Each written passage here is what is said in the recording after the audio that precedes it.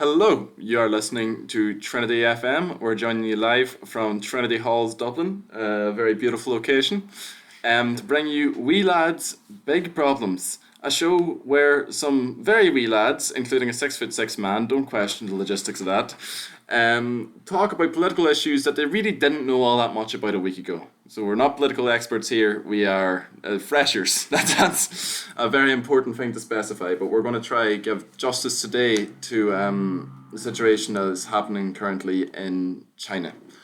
First of all, we're going to be asking the question, how does the Chinese state function? Because when we asked ourselves the question, none of us could really give a definite answer. China is really prominent in international news, but it seems that nobody really knows how the state functions. After that, we're going to be looking at the current human rights abuses that the Chinese state is currently persecuting, is that the word? Yeah. And the situation specifically to do with the Uyghur Muslims and the persecution that they are facing in Xinjiang specifically. And after that, Evan is going to be chatting about, I haven't introduced you to their names yet, but Evan is going to be chatting about what can be done on the international stage, what international countries' roles are in this. And to introduce my guests, well, not guests, we've got Evan's the co-host, and Frank is a guest for this month. We'll not talk about that yet. Yes. But Evan Karen Key, would you like to introduce yourself? Yeah, I'm Evan. We're all PPES first years here. I'm from Donegal, Ryan's from Donegal. That pretty much sums up our personality as a whole there. Frank, you're not from Donegal, so you must have something else. Yeah, well, I'm from Dublin, and I'm missing a philosophy tutorial to be here right now, so I hope this is as fun to talk about as it was to research. Badass. He's a brave man. Anyway, so we'll start. Frank, what are you here to talk about today? Right, so, as you mentioned already, I am completely new to this. I'm not going to pretend to be an expert on Chinese politics or economics, although I'll do my best to seem like I am. Like you were saying, when we were talking about this podcast and what we were going to talk about, it occurred to us that we really have very little idea how China works. Politically, economically, culturally, we just don't really know what's going on over there at all.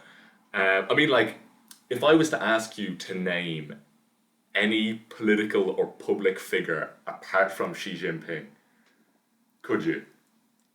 That's Jack Ma. Okay, right. Apart from Jack Ma, okay. Jack Ma, he's a businessman, so maybe he doesn't count. But if you compare that to the USA, you could name dozens of American politicians. A lot of people in our course anyway could probably explain in a lot of detail how the American system works. And I think it's very easy for us in the West to think of China as this one monolithic player on the international stage, as this kind of cohesive single entity with Xi, of course, at the top. And the fact that China has such coordinated foreign policy and economic policy definitely does give that impression when you compare it to the kind of inconsistent and cautious foreign policy of a lot of Western powers.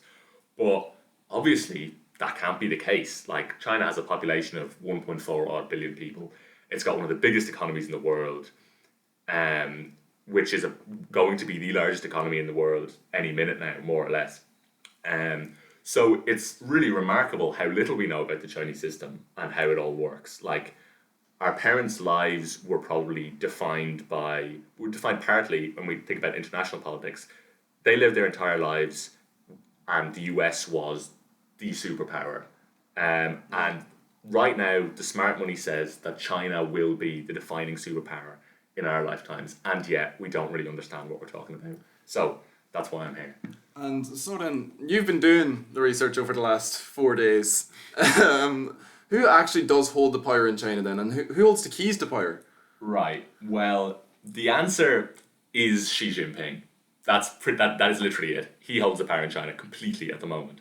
But who holds the key to power is a very interesting question, and I think for some context just as to where Xi Jinping gets his power, it's probably useful to explain how the political structure in China works generally. So I think it's probably best described it still works on what you could call a Leninist model of government. It's the party state. So you have like a government state apparatus, but it's completely answerable to the CCP, the Chinese Communist Party. So at the very top level of government, the Chinese Communist Party makes the big general decisions about the economy, policies, politics, what to do with the country overall. They feed that down to the government. The government is structured, I guess, broadly the same way you would in the West. It's not democratic, obviously, but and then the government actually assumes the burden of actually running the economy, running the country, enacting policy and stuff like that. But what's interesting is that this doesn't just happen at the top level of society. The CCP is involved in all levels of administration. Like, you could have agricultural policy. You could have civil servants working on agricultural policy in some random Chinese province, but there will also be party members doing that same work in that same province. So you've got this interesting system where you have these parallel bureaucracies. On one hand, you've got the government and the civil service, and on the other hand, you have party members involved in running the country at every level, which seems like a weird system to have. And I guess the reason for that is that it means the government itself is organised maybe a bit more meritocratically, it's organised more practically, but then the party is also just able to make sure at all times, at every level, that the government is doing exactly what they're supposed to be doing.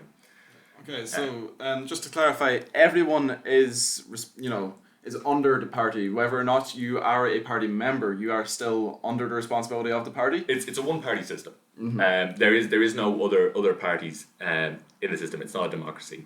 And wherever you're, like, if you're a civil servant working anywhere in the government, you will be more or less answerable, or at least being kept an eye on by a party member. And it's also the party's job to, I guess you could say, like, instill the proper values in the people. The party also claims that as their job, so make of that what you want. But at different times in the past, that's worked differently, which is interesting.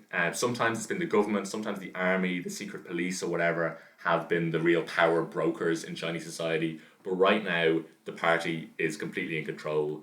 Xi Jinping, as the head of the party, the general secretary, no one's under any illusion that he's the one calling the shots. And what is Xi Jinping's real role in this? Like, just how powerful is he, and in what senses is he powerful? How does he, influence the party? Right. So it's interesting because before Xi Jinping, China claimed, the Chinese government said that it was being run by a collective leadership, and that was, to an extent, at times that was true. So there was a council, the secretariat at the top of the party, which was essentially running the country. And like after Mao, the chairmanship was abolished to stop any one leader rising too far above the general party leadership. Now, that's obviously changed. Since Xi Jinping got into power in 2012, and especially since 2016, the restrictions on his power as the leader have been reduced a lot. The ability to criticize him has been reduced a lot. I think you were talking about that a bit more later, Evan. Yeah. So it seemed almost for a while pre-Xi, it seemed for a while like there was maybe a slow reform, almost in the direction of a bit more greater, government accountability, a bit more freedom of speech. That's all gone now. And previously there was also a lot of, I guess, horse trading and negotiating between different factions in Chinese politics, all competing to try and get their people into positions of power. That all looks like it's been pushed to the back, because since Xi Jinping got into power, he has been trying hard to cement his power, and he's been doing so very, very effectively. Basically at all times he holds anti-corruption investigations, is what they're called, over anyone who steps out of line. So if you criticize Xi Jinping, you'll be investigated for corruption. And as soon as he came into power in 2012, that was essentially his first big act, was a massive anti-corruption campaign. Now, part of that was actually anti-corruption. There was quite a bit of corruption in the party at the time, from what I can tell. So there was some actual merit in that, but a lot of it was just making sure that people couldn't question him. And he's also removed term limits. He's not nominated a successor. This is all against the orthodoxy in Chinese government, but that's what's going on at the moment. He is completely in power, and there isn't any real challengers to him, as things are. And I think essential to understanding China's power, at least on the international stage, is understanding its economy. First of all, Frank, could you tell us what China means by state capitalism? What China's form of state capitalism is, and is it a planned economy turning into a free market economy? Is that process happening, or are we seeing like a backwards wave since Xi Jinping came into power? What's happening there? So yeah, it's an interesting one. And state capitalism, I always think, is an interesting word to use, especially in the context of China. So for anyone who's new to, I guess, Chinese politics or history, China used to be a communist planned economy, and over the last 20 odd years, we've been seeing a pretty consistent move towards more privatization, more free market. Whether that's going to continue like that remains to be seen. But at the moment, the situation is that it's a mixed economy. The government still controls heavy industry. The government controls provision of goods which they say are essential to the running of the economy, etc., etc. But a lot of the growth we've seen in China in recent years is powered by the private sector. What's interesting is also that it's quite a decentralized system, both in terms of government and in terms of economy. Most of the day-to-day administration and so on in any one area is done by a local government or a regional government.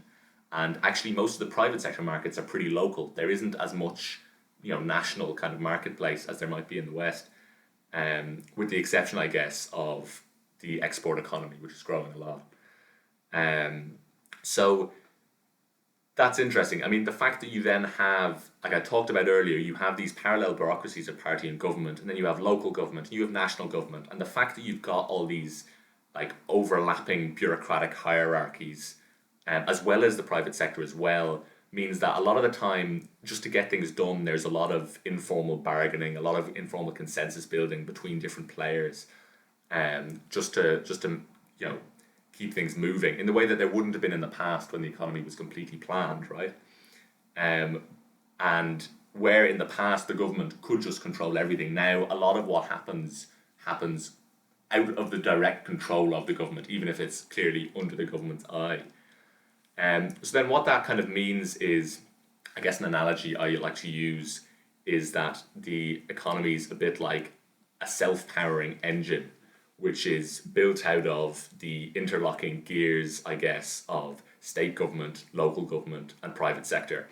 And it's fueled by consumer demand, fueled by supply of labour, and then oiled by pretty good, prudent government, monetary and fiscal policy, from what I can tell. So, I mean, this sounds pretty similar to Western democracies. And it is in many ways, but there are a few important differences between the Chinese economy and Western economies. And I think the most important one of these is that at close of office, the buck stops with Beijing. You could almost say like the gear of central government is like the central one in the engine, and it's the biggest one in the engine, and everything else revolves around that. Whereas in the West, it doesn't work quite like that. But in China, all the different powerful economic players are answerable to the government, whereas in the West, it might almost be the other way around. And then another interesting thing, just to close off this, is that I get the impression that in the West we see markets and free markets as the natural way economic systems work, right? And we see state intervention in the economy as a way of maybe guiding the market. But by contrast, Beijing sees markets to be an effective tool set up and run by the government for the good of the people overall. So what that means is it's almost like the capitalist free markets are for the good of the collective or for the good of the people, that's how we get back to why state capitalism is kind of a funny term to use in China's case.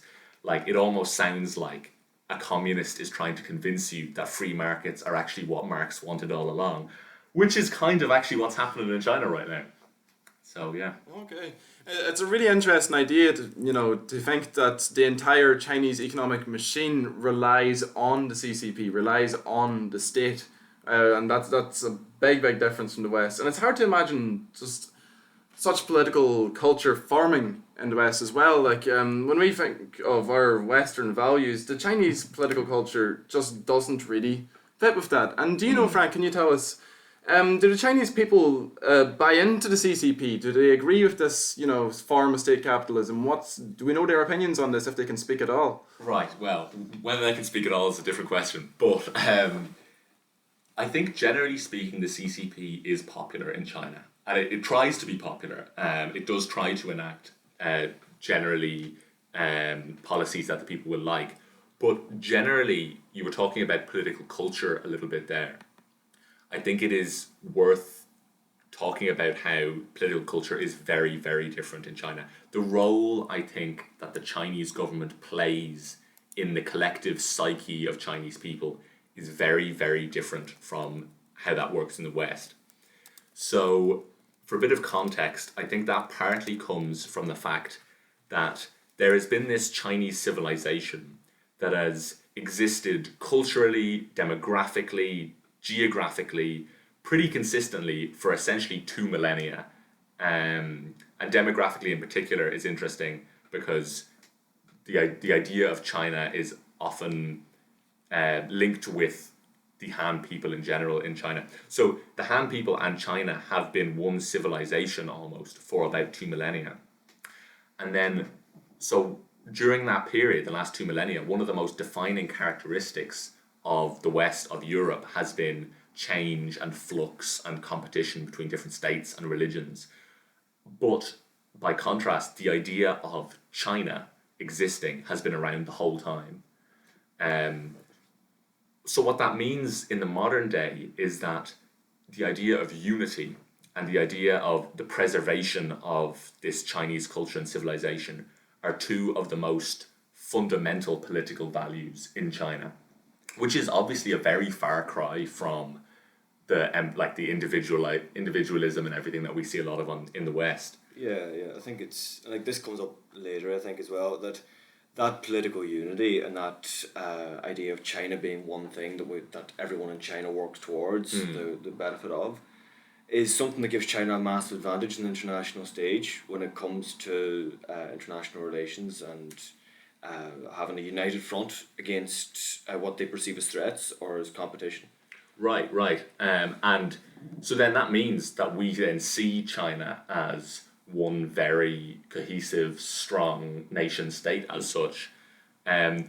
Which is interesting though, because the fact that the things I was mentioning just there are part of why Martin Jacques, who's a British journalist and political commentator, described China as, if anything, more of like a civilization state than a nation state, which is an interesting term to use. I think it's quite appropriate. So you've got this interesting thing where, in terms of how it's actually administered and how the economy works, it's very decentralized, which it has to be for a country that big. But like you were saying, Evan, the Chinese people themselves feel very distinctly Chinese. They feel like the government and they, to an extent, are working for the good of China as a whole, which, like you said, has lots of different advantages. And they clearly recognize the authority of the central government. And so also, in the West, I suppose, we see state legitimacy as coming out of democracy. And state legitimacy comes out of the government respecting individual rights. Now, China's not democratic, and it doesn't pretend to be, so obviously that's not the case in China. But in the eyes of the Chinese, you could argue that the Chinese state has more authority and legitimacy in China than Western states do in the West. And so the Chinese state then gets its legitimacy instead from this, like, almost a spiritual role, you could say, that the state plays in the Chinese psyche as, like, the guardian of Chinese civilization and Chinese culture. And I suppose this is partly because, historically, the role the state played in the collective imagination has never been challenged by religion or anything like that, like it has in the West. And so that then has interesting implications. If the legitimacy of the state doesn't come out of respect for individual rights, that has interesting implications for what the state can do regarding individual rights, which you'll be talking about later, Ryan, I know. Now, I also, another thing to mention would be, well, first of all, I don't know anything about Oriental and Eastern philosophy, and I'm not going to pretend I do, but from what I've read, the Confucian Chinese tradition often emphasizes the value of the cultural norms of homogenizing and standardizing. And I suppose if you take that to a logical extreme, anything that prioritizes the individual over the collective should be ironed out. And even some people have observed, like, the idea that rulers and leaders should be held morally responsible for their actions, which is obviously a massively important thing in the West and in other traditions, isn't as important as it is in China. So, I mean, is this going to change in the future, like you were asking, as the economy modernizes? Hard to know. It's tempting to think so. I think in the West we have this idea that as countries modernize, they're naturally going to westernize. I don't think that's necessarily the case, but it will be interesting to see how that develops. Well, it's going to be very, very difficult to follow up from Frank's brilliant talk there. The amount of research this man did over the last week, I can't thank you enough for that, Frank. But wait, one more. I have one more question to ask you. Okay. So what other systems or countries would you compare the Chinese system to? Well, okay, that's an interesting question. I do think we do, like, in the West, our instinct is to immediately try and compare what's going on in China with some other Western country in the present or past that we can relate it to, right? But can we or should we do that? I'm not sure we should. There are definitely some comparisons we can make. First of all, I'd like to point out the Chinese state at the moment is regularly described as communist. And it does have a Leninist kind of government structure, but otherwise it's not a communist state like you would have described the USSR. It's also tempting to describe it as a fascist state or as some other kind of right-wing autocracy. And I'm not meaning fascist. I mean, when people say fascist these days, it's a bit of a buzzword. When people say fascist, it's often just big, scary state that kills people. Commentators have compared it to a fascist state like the fascist states of the 1930s in a few different respects. And it does share some of the core kind of tenets of fascist states in the past. Like, is it a very authoritarian state? Yes. To be honest, fascist states of the 1930s wish they had the kind of authoritarian control over society that Xi Jinping has. Is it capitalistic and right-wing in that respect? Yes, it absolutely is. Is it anti-liberal, anti-freedom of speech? Yes, absolutely. And actually, it's not even just that they frame individual rights as being a luxury they can't afford right now, but they'll get back to in the future. Actually, as far as I can tell, individual rights just aren't really that much of a long-term priority in China. So, big fascist vibes off that, obviously. It's also anti-labor and happy to suppress the working class as government policy if that suits their ends. Now, that may be about to change in the near future. There's a lot of talk in the Chinese government about demand-side reforms in the Chinese economy to try and redistribute wealth a little bit more to keep the economy flowing. So there may be more income redistribution in the near future. So there's definitely similarities between the Chinese state and maybe fascist governments. But generally, I feel like the word fascist kind of misses the mark. And in general, I think we do miss the mark a bit when we try to quickly say, oh, it must be like this or that Western state, and we should think about it like this or that Western state or historical Western state. There are some fundamental differences between China and fascist states in the past, or any Western state in Europe. China isn't a highly centralized state that even sees itself necessarily as a nation state. A civilization state is maybe a better word to describe it, like I was saying earlier. And it's quite a pluralistic country as well, which is kind of what you get when you have a country that large. And I suppose also, whereas fascist states in the past might have been very expansionist, China right now isn't as overtly expansionist as fascist states in the past, but watch that space. We'll have to see what happens in the next few years. But I guess the real takeaway here is just that China at the moment is quite a unique state and works in quite a unique way, which makes it hard for me and Westerners in general to understand it, but I think that's what makes it all the more important that we try our best to.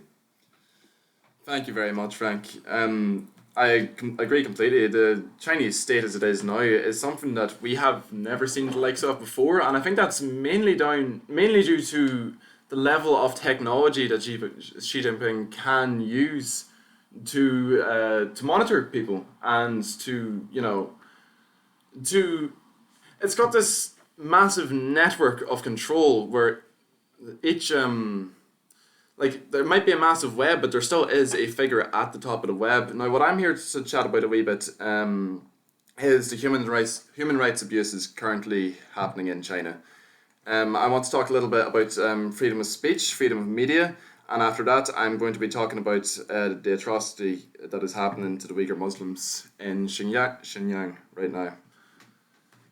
First of all, with freedom of speech, I think it's pretty common knowledge in the West that references to certain historical events and movements on the internet are completely blocked by the Chinese state. The Chinese state controls the internet in the state, and it's very hard to access anything outside of that. It can be very difficult to get past these blocks, and it's the Chinese state has a narrative, and I suppose it is comparable to the US and all the rest in this, but it definitely has its own narrative that it wants to give to the people, and it does this by blocking certain websites and by blocking certain buzzwords in the media and in direct text as well. TOM Online, the main mobile internet company in China, it established procedures to block instant messages concerning certain words deemed offensive by the Chinese authorities. Now, we know ourselves, what's deemed offensive. It's entirely up to the Chinese authorities, and it's up to them to decide, what is or isn't permissible. And they can essentially ban conversation online over anything that they don't like, which is really it's a terrifying idea to us anyway. I suppose a contrast there with authoritarian states of the past is that China exists in a world now where it has access to the technology that allows it to have that kind of surveillance and that kind of censorship. Whereas beforehand, the apparatus of the state it didn't have the technology to do that level of surveillance and that level of control. Yeah.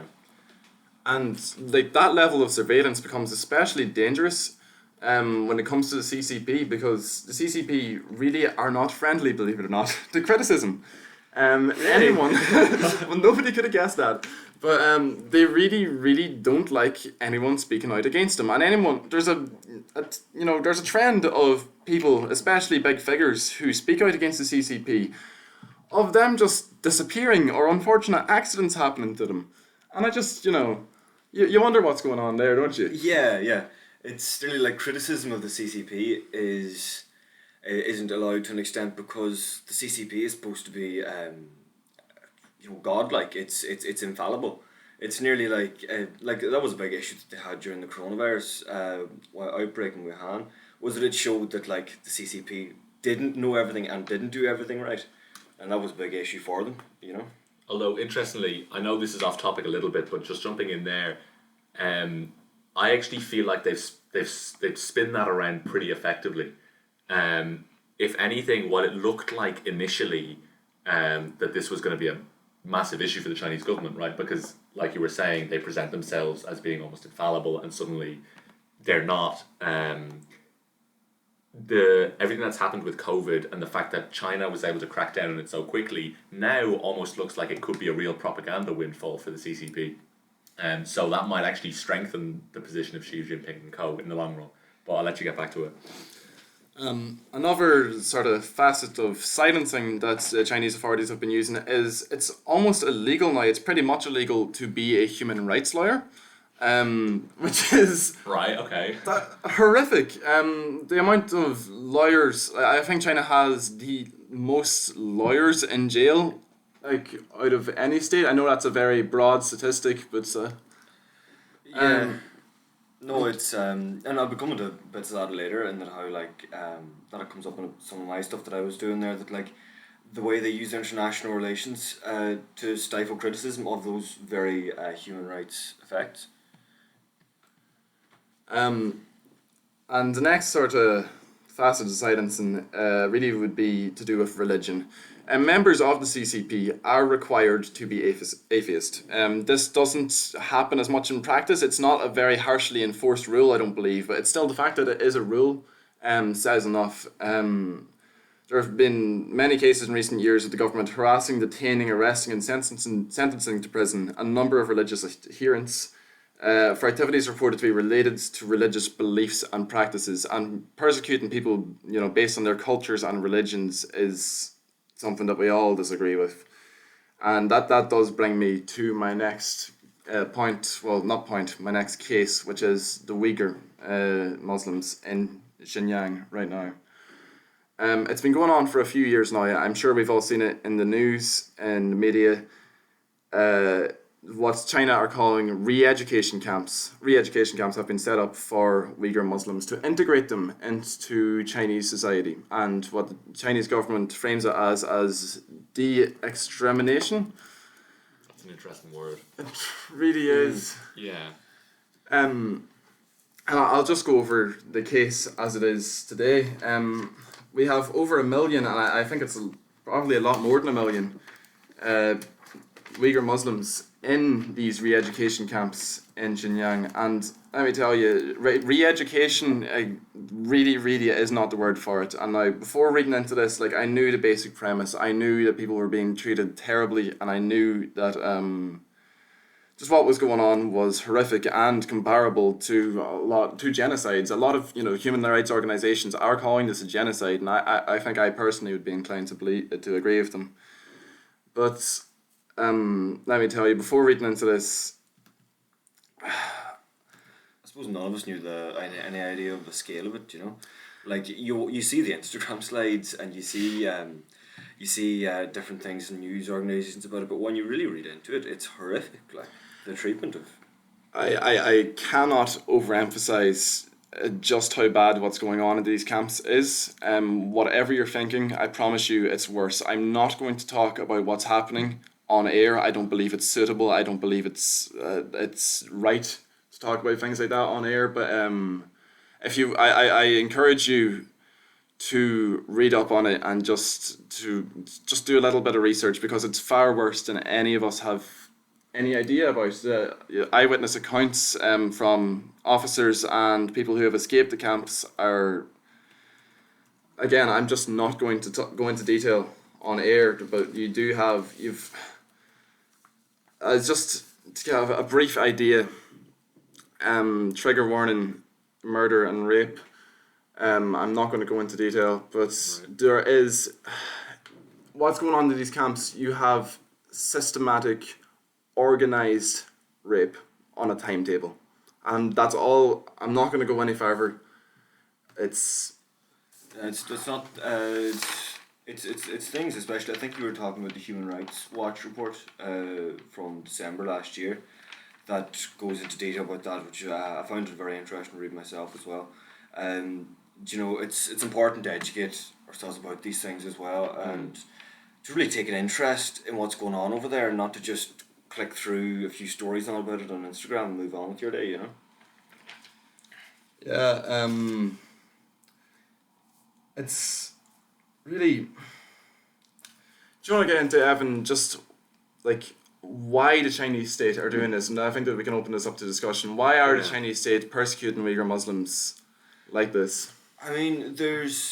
Traditionally, Uyghur Muslims in that area of China in Xinjiang, to call it an area of China is a contentious thing, because up until the 1950s, the area was vast majority Muslim Turk Uyghur Muslims, and their identity was separate from that of the Han Chinese, and they didn't see themselves as Chinese. Now, the Chinese government in the 50s started a kind of almost a forced plantation of Han Chinese into the area, and I'm not entirely sure in the demographics right now, but the Uyghur Muslims form a significant minority in the area. I think something like 40-60, but I couldn't don't be quoting me on that. So essentially one of the main issues there for the Han Chinese is they feel there's a perception, at least anyway, and this is how the government is portraying it, is that they're tackling terrorism, and that it is true that there is a separatist terrorist campaign if you want to call it that, in Xinjiang, and that's the there've been bombings and there've been attacks in support of the separatism of that area, but to an extent, I think the consensus on it is that most of that is blown out of proportion, and that essentially the idea of re-education camps is completely it's complete nonsense essentially, and I suppose there's also an idea there that like why you want to ask why are they going through such lengths to go and oppress so many people when it doesn't seem it's obviously not to quell terrorism or anything like that. Right. Yeah. And I think and I'm going to quote Martin Jacques again a bit here. I think it's also worth considering that the Chinese conception of race in China is somewhat different from in the West. The Han Chinese people have been around for more or less as like a single culture and a single ethnic group for a few millennia now. They make up over 90% of the Chinese population, and the remaining 10% is mostly in fringe areas like Xinjiang. So what I think that means importantly is that for a very long time there's been this idea that Han is China. The Han people are the Chinese people. And then that means that other ethnicities in China possibly aren't really Chinese and are possibly viewed with a little bit more suspicion. Now, I know I'm generalizing a bit here. This probably isn't universal in China. But I think there have also been ideas, pretty long-standing ideas of Han Chinese superiority over other ethnic minorities in China, generally speaking. Those kind of ideas have been around for a while. As I said, they're not universal, but they definitely do exist in China. So you can well imagine this is all a big problem for ethnic minorities who are already on the fringes of Chinese society. They're being viewed with suspicion. Sometimes they're just seen as being inferior.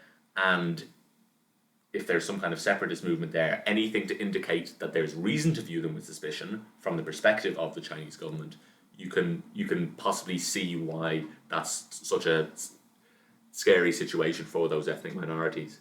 Mm-hmm. Like, China is spitting in the faces of international human rights organizations.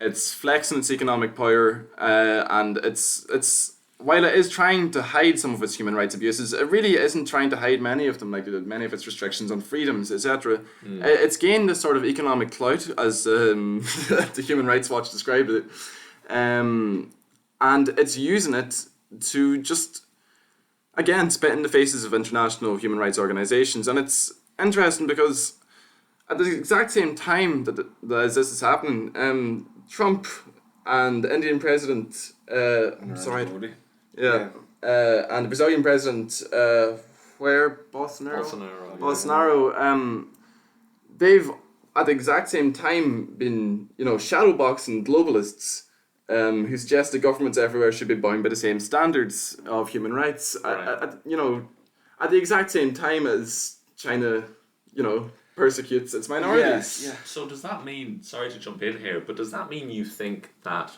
part of the reason why they've been so happy to spit in the face of international human rights organizations and almost show that Uyghurs are being treated like this, is it like a show of force somehow?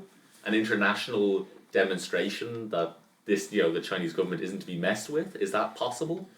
I really, I don't believe it's an international show of strength. I believe maybe the everyday persecutions of the Chinese government against even the Han Chinese, or just restrictions on the freedom of speech or restrictions on criticism, I believe that is partially an international show of strength. But what I believe the situation of the Uyghur and Xinjiang is, it's a show of strength to other minorities in China who, may also be considering separatist movements. Okay. And it's a really, if you try to stand up at all for yourselves, this is what's going to happen to you. That's what I believe it is. And really, it's a shocking place. It's a shocking way to live, and it's a shocking violations of those human rights. Do you want to get into, Evan, now what international players should do and what they can do to I help the think, situation? So essentially, like the first question I want to ask here is, how has China gotten to this situation, right? How have they come to a situation where they can do such horrible things in Xinjiang, and they can do such horrible things or even in Hong Kong and to their own on the mainland to Han Chinese? How can they violate human rights in so many different ways in the modern world when we're supposed to have such great multilateral institutions that prevent human rights abuses like the UN and all this, right? So essentially, right, I could go into the history of China's foreign affairs here, but that I suppose we can come back to a bit of that later if it's relevant. The main thing to look at here is that essentially China has a two-part strategy to maximise their influence on the world stage and to allow them to do what they want to do. And the two-part strategy is, first of all, they try to block international criticism of their human rights record. They try to block as much public criticism of that as possible. And secondly, they want to promote these interpretations of national sovereignty and non-interference in national affairs. Those kind of ideas that are, I suppose, against notions of transparency and accountability and universal human rights. You'll hear this a lot from, Chinese, from news about Chinese government officials and statements and things like that they'll make the argument that what goes on inside China isn't something for the West that the West should be concerned about. That's an internal Chinese matter, which is, I suppose, it's against this notion that we should care about everyone's human rights and the human rights of everyone in every country. So I want to consider two main parties on the international stage, the US and the EU. And there's so many other players and so many other interesting things, and you shouldn't disregard those. But the US and the EU are the two biggest economic and political players from the Western point of view. And the first thing we're going to look at, right, is why can't the EU act? What has stopped the EU from acting to stop these particular human rights violations, right? If we look back, right, to the Tiananmen Square protest in 1989, that was the last time the EU ever put a sanction on China. They haven't, throughout all the last 30 years of human rights abuses, the EU has not put one single sanction on the Chinese government since then. And why is that? Because China has economic weight and they aren't afraid to use it. They are our single largest trading partner in the EU. And like, here's some examples of the stuff that they do when the countries do like minor things speaking out against the Chinese government. Like Norway awarded a human rights activist the Nobel Peace Prize. He was a Chinese human rights activist. And China suspended all bilateral diplomatic and trade relations. And for Norway, this is horrible because they almost have a monopoly on salmon exports to China. Now, after awarding the Nobel Peace Prize to a Chinese human rights activist, their share of salmon exports to China dropped from 92% to 29%. Like, that's a massive hit to the salmon industry in Norway. Sure. And we all know from Brexit how important fishing industry is to the national psyche. In Greece in 2017, they were essentially, you don't want to say bribed, but essentially that's what it was. They were bribed into blocking the signing of a joint EU statement from the Human Rights Council about human rights abuses, right? And why is that? Because they are a recipient of substantial investment from China since the beginning of the debt crisis. You see that in Hungary, and there's fears that Italy are going to start doing the same thing since they endorsed the Belt and Road Initiative. I'll just add one more thing here, and I think this brings out a lot of the reasons why the EU feels that it can't act, is the very recent EU investment deal with China that concluded at the start of this year, just before Joe Biden took office. And it's been really harshly criticised because now, putting aside the trade part of it, just looking at human rights, the height of the commitments that the EU managed to get out of China on human rights was that China would make continued and sustained efforts to ratify international conventions on workers' rights. Right. Right. So hasn't been happening. Yeah, they're going to ratify the conventions at least. Like that's the height of what they got out of China throughout their entire investment deal they've been negotiating since 2013. Now there were criticisms that the EU did this because they were being naive, and that the Chinese flattered them, saying that you have to be autonomous, you have to act away outside of America, you can't depend on America for all your deals and for that kind of stuff. You can say that, they got the mandate for it in 2013 and that's why they agreed it. But I thought one really, really interesting insight here was that most European diplomats believe that they couldn't have done a better deal. It wasn't an issue of naivety, it wasn't an issue of the EU moving too slowly. It was an issue of the fact that most EU diplomats feel that they don't have the power to take on China, and that regardless of whether or not they had Joe Biden's help, then they couldn't have got anything else out of China on that. Right. There's the US comes into this a big bit as well, because the United States doesn't have such a complex relationship with China as the EU does, because the EU is composed of 27 member states, Sure. and all of them have different relations with. So it's hard to coordinate. Hard to policy. coordinate, Yeah. The US itself has a very aggressive policy towards China, and the merits of that can be debated another day. But when it comes to human rights, I don't think anyone's going to argue that human rights is the priority of the United States, even when dealing with China and with Xinjiang. But it is convenient that the biggest superpower in the world is also opposed to the country that's carrying out these horrible, horrible human rights violations. Now, the issue for the United States is that without cooperation with Europe, they can't make a significant impact. We just take Xinjiang for an example. There's been talk of forced labor in these areas of the force and the labor of the Xinjiang Muslims and the Uyghurs, and this is producing cotton that's being used in Nike shoes and Adidas shoes and things like that, right? And so the US said, okay, we're going to ban all that, right? We're going to ban the import of any Xinjiang cotton, and that's grand. But 88% of Xinjiang cotton is produced and sold in the Chinese market. So, I think the EU then is the second biggest trading partner of China. So if you add in those two factors, that China produces and buys most of its own goods in this industry, and if you add in the fact that the EU is the second biggest trading partner, America just can't act on its own in this sphere. So, I don't want to leave it on too much of a downer, but it's very hard for international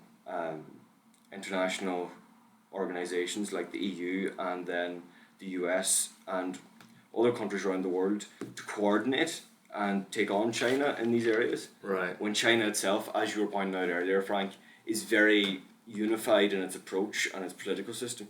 I think it is particularly interesting that one of the defining feature of Chinese foreign policy over the last period has been that the Chinese government is willing to allow their people and their economy to take a hit in the short run if it promotes their strategic interests in the long run, right? So they have been very happy to play around with inflation rates in their own country, play around with currency, try to reduce worker wages and stuff like that, to give them leverage on the international scene over other players like the US. That's not really an issue for the Chinese government. If the US tried to get away with stuff like that, and tried to get away with cutting workers' wages in order to reduce wage inflation, stuff like this, they wouldn't be able to because they wouldn't get re-elected.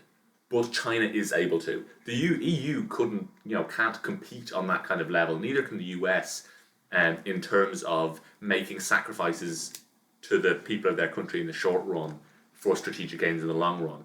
And what that means is, like you were saying, China is able to have this very forceful, very coordinated presence on the international scene that it's very hard for the EU and the US and so on to stand up to. I am on a more optimistic note.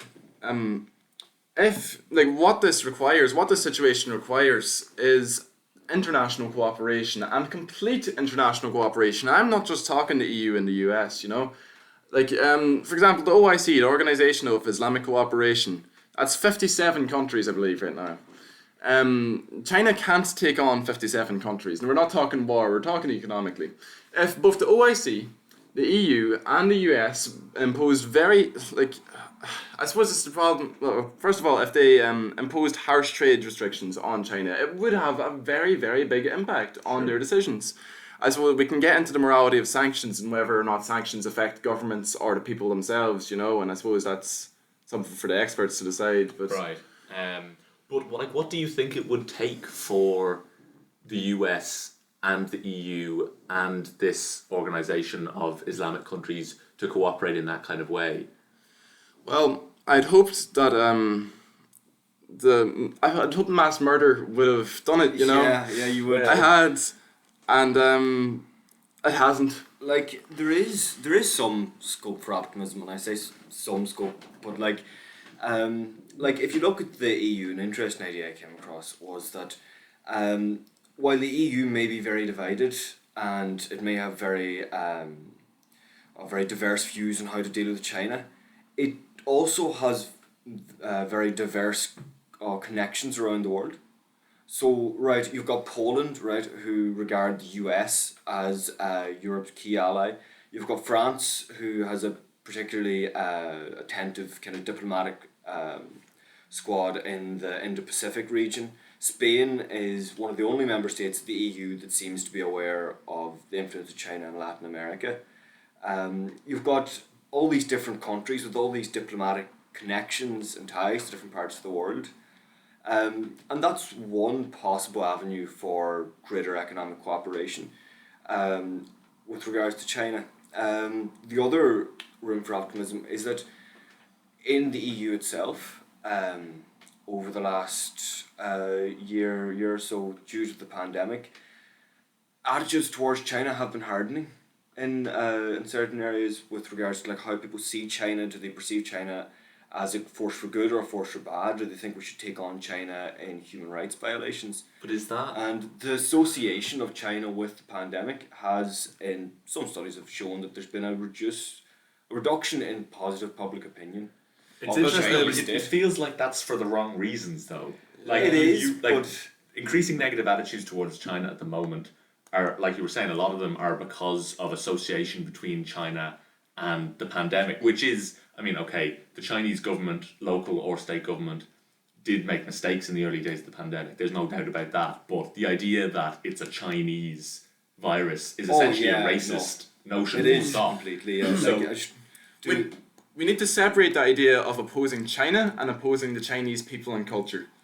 The Chinese state is essentially what you're looking at there. That the Chinese state has, for a very long time, tried to portray a positive image in Europe, and it's tried to improve its diplomatic relations. It's tried to portray itself as a friend of Europe, as as an investor, as a partner for Europe, and that's made it harder for the EU to coordinate action in Xinjiang. There is some evidence that even with the protests in Hong Kong and with the violations of human rights in Xinjiang, that people across Europe are starting to see the Chinese state as less of a good thing, and that a lot of the diplomatic efforts by the Chinese state to go in and make themselves look like friends of Europe haven't really hit off. It's one area where the Chinese state has failed in a way. Right. Yeah, there's other things as well that that can be done. Like sanctions might be very unlikely on a national level, but sanctions against particular politicians in China, prevent them from using European bank accounts or American bank accounts, or even using the UN Human Rights Council essentially, like, there's this thing called the EU-China Human Rights Dialogue that has more or less replaced any EU support for China-specific resolutions in the Human Rights Council. And the issue with that is that this EU-China Human Rights Dialogue outside the UN has no, it's all behind closed doors. It's Right. very easy for China to manipulate it and say that we can't have these NGOs and we can't have these, we can't have this kind of player coming in and talking to us. We can't discuss these things. Whereas when it's in the UN, it's much harder for China to exert that kind of power. So, like, manipulating for the EU to take a more aggressive attitude towards pursuing these human rights violations would be great. Would be a very positive thing for the EU to do, you know. And I think there is some scope for hope there, you know, and that hopefully maybe the EU will move closer to the US position on human rights in China. Interesting. Yeah. Yeah. Have we got anything else planned up, or will we finish it 3 minutes or so early? I suppose we'll just do a conclusion, won't we? Yeah, I mean... Right, well, we had an insane turnout today. We had 38 listeners at a stage, which I can't thank you all enough for the support. You're all brilliant. We all love you to bits. Next week, I think we will be tackling populism in Europe, I believe. That's not 100% yet, but that will probably be next week's topic. I'd like to say a massive thank you to our guest, Frank Wolfe. He's an amazing man. He's a genius. I don't know how he does it. Just an insane amount of respect for him. And I'd also like to say thank you to you, Evan, who put, again, an insane amount of research into this and to preparing this, during lectures as well. Well, he wasn't writing it all down during the actual lectures themselves, but... I did that bit, but we won't go into it. We'll not talk about that. I swear we're not sacrificing our careers for this. Or maybe this is our career.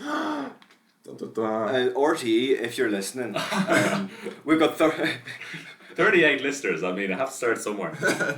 And also, Xi Jinping, if you're listening, if you are going to kill me, can you just wait till tomorrow? I want to get a pizza first.